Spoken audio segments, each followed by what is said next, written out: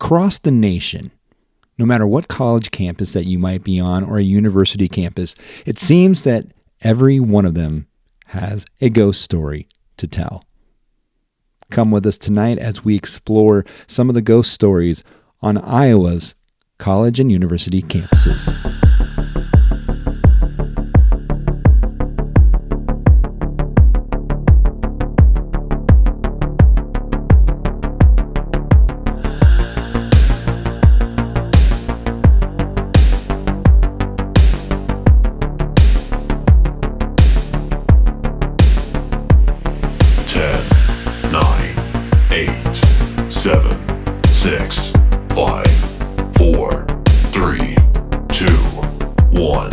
Hello and welcome to another episode of Midwest Shadow Files. This is Dan, your host, and your Midwest Shadow Files storyteller.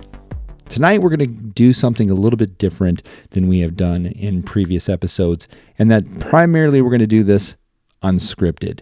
Not that long ago, we had a listener reach out, had some questions about some of the college ghost stories around the state of Iowa, which is interesting enough because before we became Midwest Shadow Files, we were Iowa Shadow Files, and I did have a couple stories that were previous that we did touch on some of the ghost stories on a couple of those college campuses, one of them being Drake University and another being Coe College in Cedar Rapids. So we will touch upon those as well, but as we go along, we just wanted to make sure that we answered this email because we thought this would be a pretty good episode to go into. But this is one that I thought would really open up a lot of discussion. So I will say this right now before we get too far involved. Feel free to drop a comment below if you're familiar with any of the ghost stories in Iowa. If you are from Iowa, I'd like to hear what you know. Have you experienced any of these ghost stories on any of the campuses in Iowa? What do you know? I'd love to hear about it. Always open for discussion. And clearly, I will touch on some of these stories, but likely it is that I will miss one. And if I do, that's great. That's your opportunity to really kind of wave your hand at me through a comment and say, hey, there's a story here. Don't forget about this school and so forth. So we'll go ahead and dive right into it. So without much delay, I am going to start with Iowa State University for one thing, because it seems to me that Iowa State seems to get the most attention, at least nationally. It is widely recognized, by the way, that Iowa State University has one of the most haunted campuses in Iowa, of course, but is ranked as the 5th most haunted college in the Midwest by a past blogger. He or she, Mysterious Heartland, is no longer. It looks like I went online. I wanted to do a little research, and that is a retired website. The historic campus, of course, features numerous buildings with active ghost lore, and we'll get into that, of course.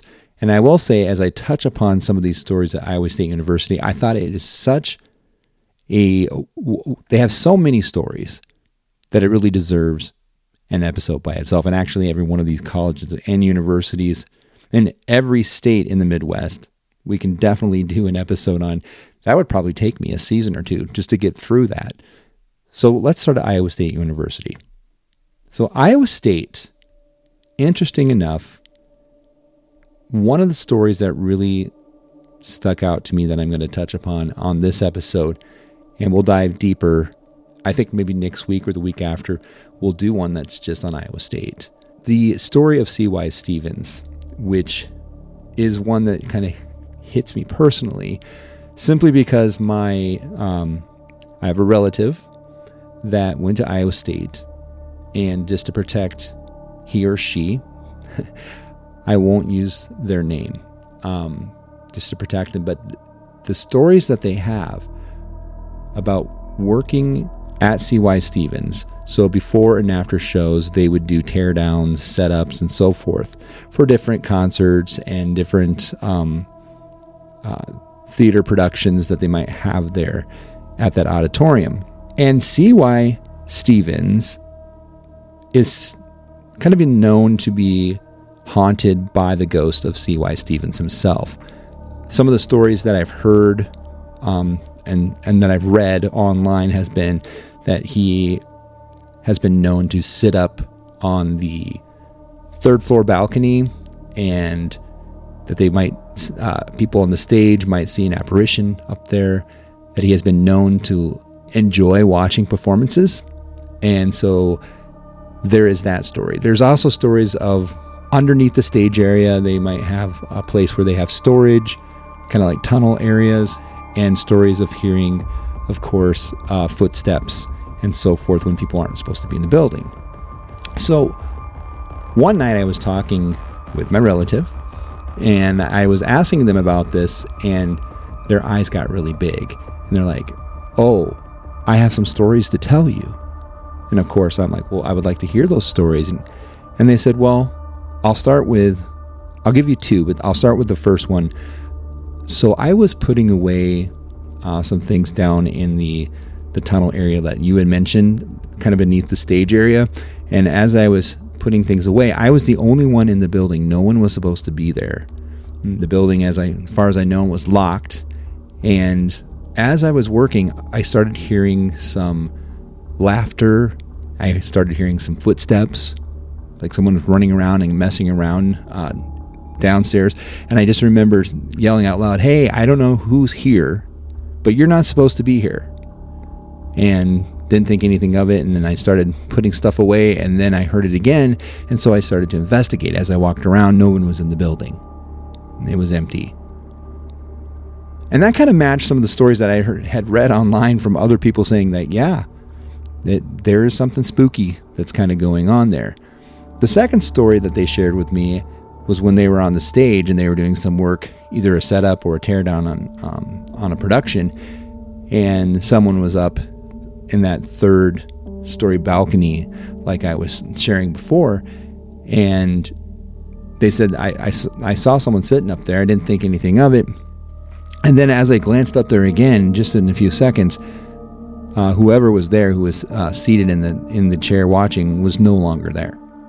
And there's no way that they could have been there, in my vision for a second, and then when I went to go look, that they would have just disappeared. There's no way that they could have done that.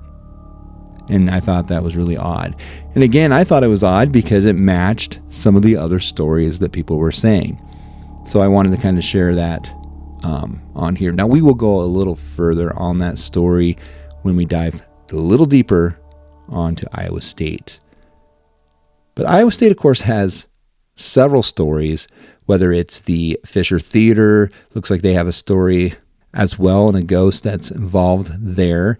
There is the Farmhouse Museum, and that is probably one of the most popular stories that I've read about, and they have a ghost there as well. So tune in next week, especially on Wednesday. That's where we're going to dive a little deeper into Iowa State University, and we'll tell you those stories. Besides Iowa State, we have many different colleges, and I mentioned one, Drake University, for example. Go back, if you have a chance, listen to my story about Drake University. That's on the Iowa Shadow Files. And Drake University has a known a historical facility which serves both as a laboratory and also a final resting place of the renowned astronomer and former Drake president Daniel Morehouse. And when I say final resting place, what I mean is that when they had their ashes buried, they put them in the walls of the Drake Municipal Observatory, which he built, former president of Drake. And so the observatory in Drake is supposedly haunted. Lots of stories with that one. Go listen to that episode. I have the stories, I share them there, and it's pretty interesting as well. So Drake University is one of them. And then you go to Cedar Rapids, and you go to Coe College. And this is quite the story as well. This is the story of Voorhees Hall at Coe College, which is home to the legendary ghost of Helen Roberts, who was a first-year student who tragically passed away on campus during the 1918 Spanish flu pandemic. And there are all sorts of stories talking about residents reporting electrical items turning on and off, objects flying off dressers, and so forth. And I did a story on that as well. So you can go back and listen to some past episodes of the Iowa Shadow Files on the Ghost of Voorhees Hall at Coe College. And that is another intriguing one. But for now, let's touch on some other ones. We'll just kind of go down the list because it is very fascinating. Like I said before, every single university and college, I believe, can claim a ghost story. So we can go on and on and on. And like I said, I'm probably going to miss some here. But the University of Northern Iowa, UNI, and I know this story and the lore surrounding this because I went to school there. So it's really easy for me to talk about this. But Lawther Hall on the UNI campus is home to the legend of Augie. If you are a Northern Iowa graduate, or if you've been there, if you heard this story, the spirit is said to have haunted the women's residence hall since around the late 1970s. And of course, it would rearrange bulletin boards, make unexplained noises. And then there is a second one. Strayerwood Theater has Zelda. So Zelda is the resident theater ghost originally tied to Old Lang Hall Auditorium before they moved the department in 1978. So Northern Iowa has a couple ghost stories as well. And then you go down the road to Indianola, home of Simpson College. And Simpson College, the old chapel, is widely known for the ghost of Mildred Hedges, or better known as the ghost of Millie, who was a freshman who tragically fell to her death over a steep staircase around 1935.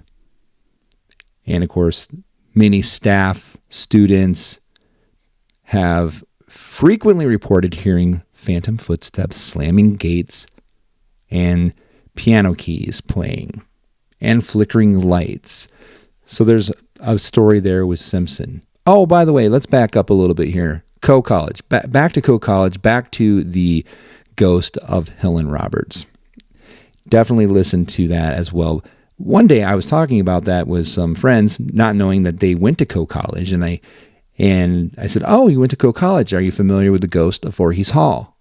And it was amazing because both of them stopped, looked at me, and "How do you know about the ghost of Voorhees Hall?" And I said, "Who doesn't know about the ghost of Voorhees Hall? It seems to be a pretty public known story. You can just search it online." And the story is sad, really. I mean, kind of ties with the passing of Helen. They gave a clock to the school that the family did in her memory, and it's fascinating because it seems like a lot of these ghost stories kind of ties in with that clock in Voorhees Hall. So of course they knew that, and they're like, "Yeah, I mean, we've heard stories about some of our women friends and students on campus that they would deal with all sorts of stuff, like stuff that they would put on the wall, and then." Helen supposedly doesn't like boys visiting, and so sometimes she kind of can act up, and I'm like, wow, so some of these stories kind of match. And so again, that was a fascinating one for me anyway. If you go further down to Mount Vernon, Iowa, to Cornell College, they have a historic building there. Originally, this was known as South Hall. It was originally served as a male-only dormitory and currently houses the English department. Of course, it's old, it's historic, and students and campus tour guides share generations of lore with this regarding sudden temperature drops, disembodied footsteps on the wooden steps, shadowy figures. And this is at Cornell College. So again, we're just going right down the list and just looking at different ones that are out there. Again, Iowa State. So many stories with Iowa State that I think I can take up a whole episode, so we'll go into that next Wednesday. But how about the University of Iowa? So Currier Hall at the University of Iowa is known to possibly be haunted. It is a massive residence hall famous for the legend of three 1930s roommates. Now, I don't know if this is true or not, or if this is just lore, but allegedly had taken their lives after falling in love with the same man. Students report that the spirits reappear during the times of severe roommate conflict. to act as nurturers, promote unity. And I'll pause there for a second because that leads to a question I have. Actually, I will come back to that. That leads to a question I have about some of these ghost stories that exist on college campuses. And we'll give you one more before taking a short break. But Slater Hall. So Slater Hall has lore that's tied to it. Student dormitory on campus at the University of Iowa. It details a darker, more unnerving haunting on the upper floors. And some of the reports claim that a young man, of course, had lost his life jumping from the building and frequently blames his spirit for elevators randomly stopping and so forth. So that, of course, is tied to the University of Iowa as well. We have a lot more coming down on this list. So stay with us. We'll be right back right after this. Hey there, Dan. I just want to stop for a second and talk about the episodes that are coming next week. First off, on Monday, we are diving into the story of the Bigfoot of Missouri, or better known as the Missouri Monster, short-named Momo. Have you heard that story? If not, it's a very fascinating story that happened in the early 70s where there were all sorts of sightings of this creature down around Louisiana, Missouri. And the stories are quite fascinating. And of course, tying it to Bigfoot. Seems like we've gone away from Bigfoot stories for a while, so it's going to be good to come back around and look at the story of Momo. Again, that's coming out on Monday. And then on Wednesday, I thought it'd be a good follow-up to look at the hauntings and the ghost stories of Iowa State University, known as the fifth most haunted college campus in the Midwest. All coming at you here next week. And again, like I always say, that's next week. But for now, let's get back to the story.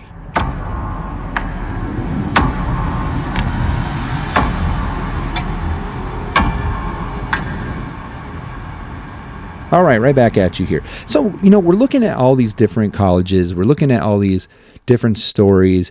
And before the break, I kind of briefly mentioned that, interesting enough, where do some of these stories come from?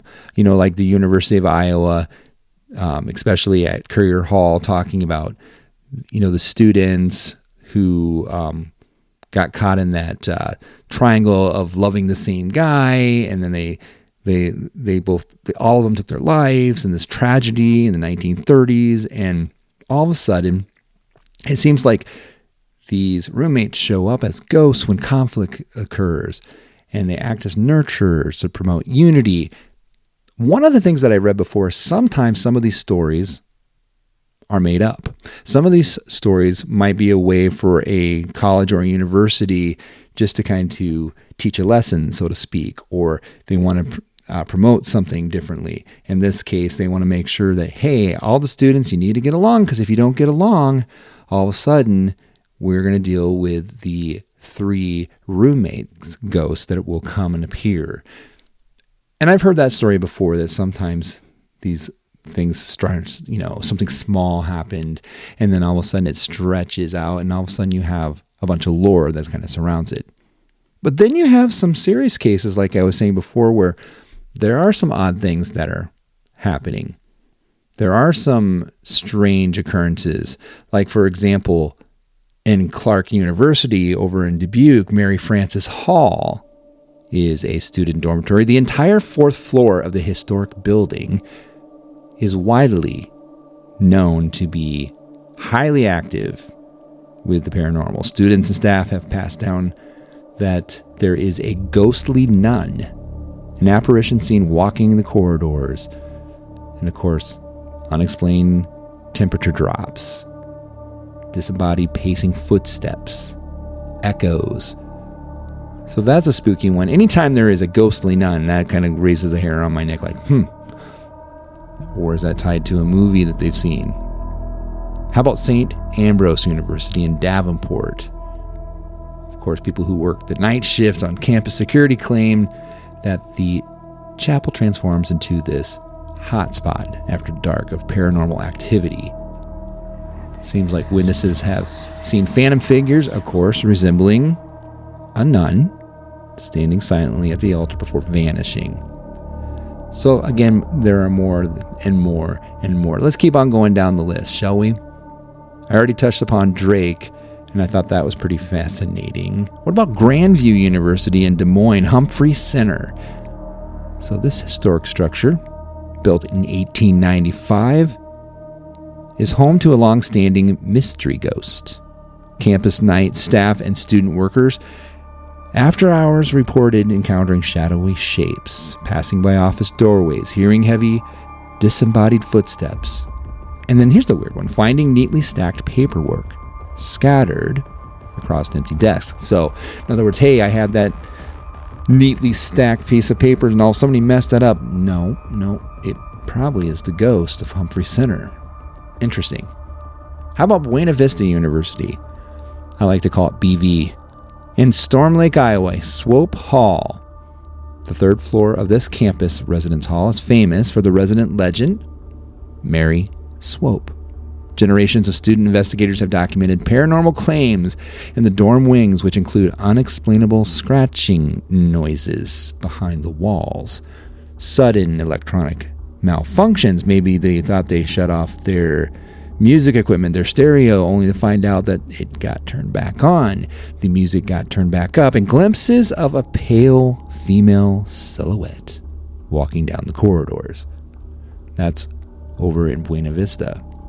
And then we can head about an hour to the west and find ourselves in Sioux City, Iowa. We have a couple stories there with some of the campuses on Sioux City. Briar Cliff University has some stories that are tied to their campus tunnels.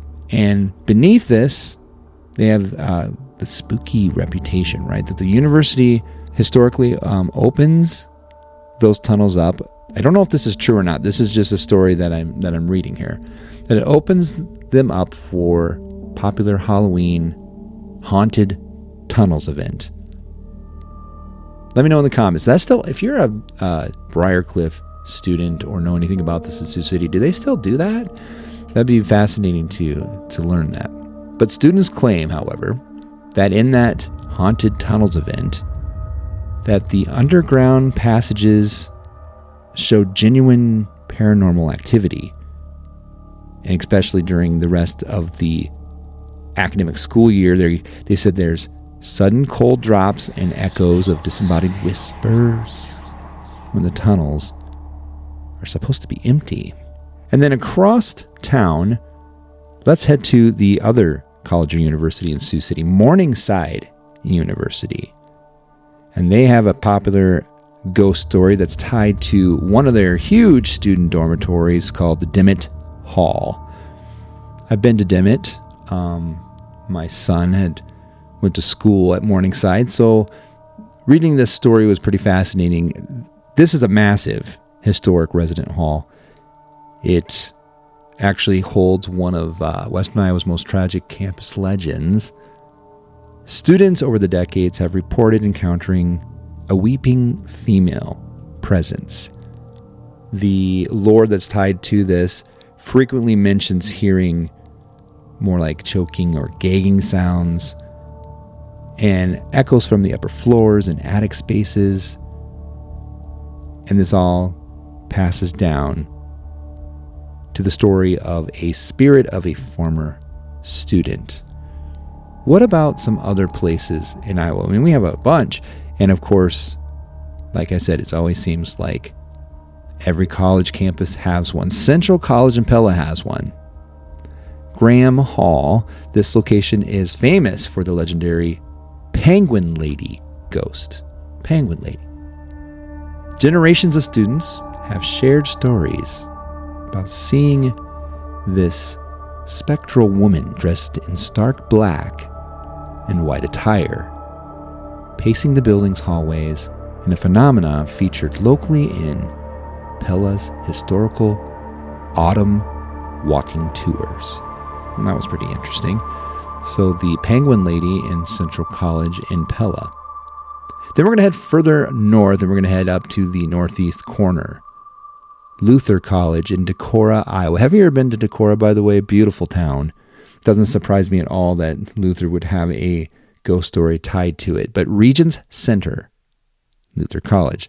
This is a giant athletic and sports facility. It's rumored to be haunted, by the way, by a former campus janitor. And he had apparently looks like he passed away there in the 1990s. Staff and security personnel who work there at night have reported sudden unexplained drops in temperatures, seeing a lone silhouette roaming the gymnasium floor after the lights have been turned down.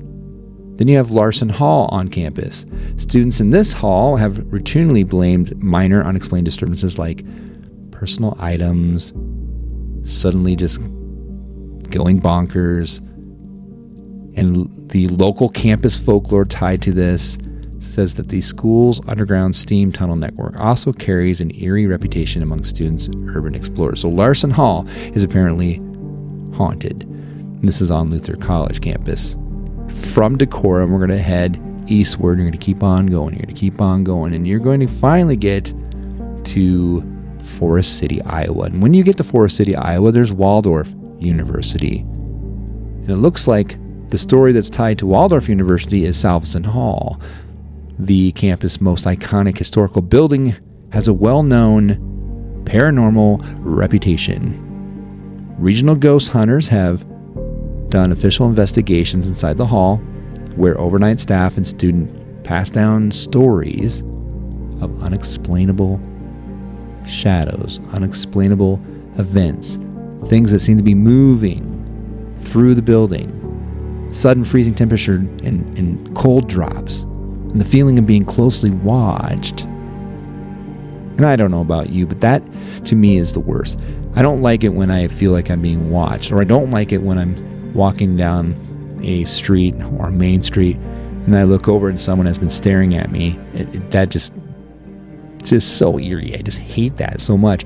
But the feeling of being closely watched in empty offices, this is all happening at Waldorf University. And let's get to our community colleges. We even have a story that happened in Waterloo on Hawkeye Community College. The campus tunnels, the underground utility networks connecting campus facilities, carry this heavy reputation of something ghostly happening. Spooky atmosphere of these subterranean walkways is so well recognized locally that student filmmakers have used the campus's eerie tunnel lore as direct inspiration for different type of what I would call mockumentaries, making fun of or just kind of the stories of ghost hunting films. And that's on Hawkeye Community College. Back to Dubuque, Iowa, to Loras College. Now, if you've ever been to Dubuque, you will realize, first off, it's a beautiful town. Historic, especially tied to the lead industry. But it seems like you have all these hills that can overlook the Mississippi going down, and perched on the highest point of a historic Catholic campus known as Loras College, you have this academic department building called Keene Hall. Keene Hall sits above it and has long been the subject of student urban legends. Some of the late night cleaning staff and students have reported disembodied footsteps moving up the upper floors after hours, of course. No one's supposed to be in the building yet. They hear these things. Heavy doors slamming shut by themselves. Elevators traveling to the top of the floor just completely unprompted. Just some weird happenings there at Loras College. And then you go over to Mount Pleasant. You have Iowa Wesleyan University. Pioneer Hall. This is a historic landmark, by the way, prior to the university's closure. Okay, so the university is no longer. This historic 1840s building, which was the oldest campus structure, carried decades of supernatural lore. Students and other staff frequently documented a phantom figure dressed in a 19th century attire walking the top floor corridors. Sudden severe drops in temperature and the sound of heavy wooden doors slamming shut. All on their own. And let's go over to Fayette, Iowa, home of Upper Iowa University. And this is a story of the specter of Zanita Graff.